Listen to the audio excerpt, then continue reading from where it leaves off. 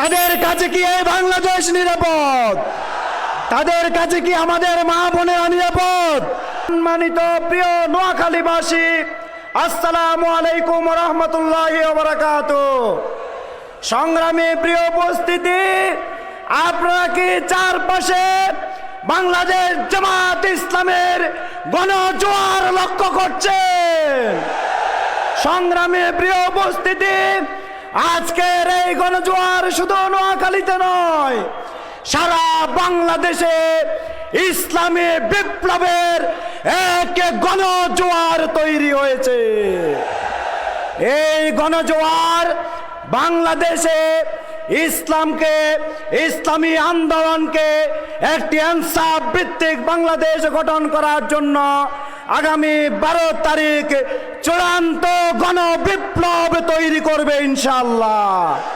সংগ্রামী প্রিয় উপস্থিতি, আমি বলতে চাই, জুলাই বিপ্লব পরবর্তীতে আমরা বাংলাদেশে একটি ইনসাফ ভিত্তিক সুন্দর আবহাওয়ার বাংলাদেশ আমরা কামনা করেছিলাম, কিন্তু নির্বাচনের শিডিউল ঘোষণা করার পর থেকে একে একে বাংলাদেশে যে অস্থিতিশীল পরিস্থিতি তৈরি করার জন্য আমাদের প্রতিযোগী ভাইয়েরা যেই পরিমাণ নাশকতামূলক কার্যক্রম বাংলাদেশে পরিচালনা করছে, আমরা এখান থেকে সুস্পষ্ট বলতে চাই, নির্বাচনে হারার ভয়ে তারা এই ধরনের অস্থিতিশীলমূলক কার্যক্রম বাংলাদেশে পরিচালনা করছে।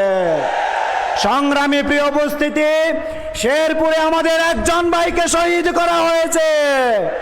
আমরা বলতে চাই, শহীদ করে আমাদের এই আন্দোলনকে দমিয়ে রাখা যাবে না। আমাদের ভাইদেরকে আহত করে, আমাদের মা বোনদেরকে হেনস্থা করে এই গণজোয়ার রুদ্ধ করা যাবে না।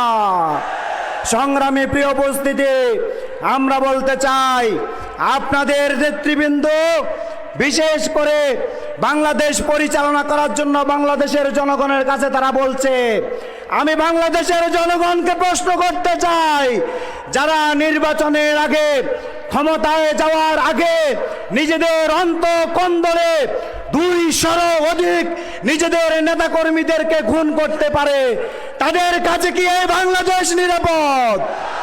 তাদের কাছে কি আমাদের মা বোনেরা নিরাপদ?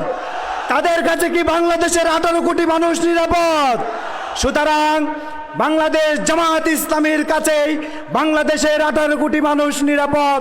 কেননা আমরা দেখতে পেয়েছি বাংলাদেশের স্বাধীনতা পরবর্তী এই সময়ে বাংলাদেশের সবচাইতে সুশৃঙ্খল কোনো রাজনৈতিক, কোনো সাংগঠনিক দল যদি আমরা দেখি, সেটি বাংলাদেশ জামাত ইসলামী। সুতরাং আগামী 12 তারিখ আমরা দাঁড়িপাল্লায় যদি ভোট দিয়ে বাংলাদেশ জামাত ইসলামীকে এদেশের রাষ্ট্র ক্ষমতায় নিতে পারি, তাহলে ইনশাআল্লাহ একটি ইনসাফ ভিত্তিক বাংলাদেশ প্রতিষ্ঠিত হবে। আমরা যদি বাংলাদেশ জামাত ইসলামীকে রাষ্ট্র ক্ষমতায় নিতে পারি, তাহলে আমাদের জুলাইয়ের আকাঙ্ক্ষা বাস্তবায়িত হবে, আমাদের 2000 শহীদের আকাঙ্ক্ষা বাস্তবায়িত হবে, আমাদের আহত ভাই বোনদের আকাঙ্ক্ষা বাস্তবায়িত হবে ইনশাআল্লাহ।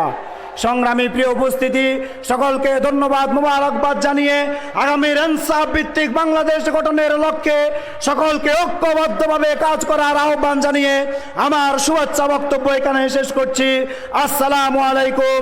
বাংলাদেশ জিন্দাবাদ, ইনকিলাব জিন্দাবাদ।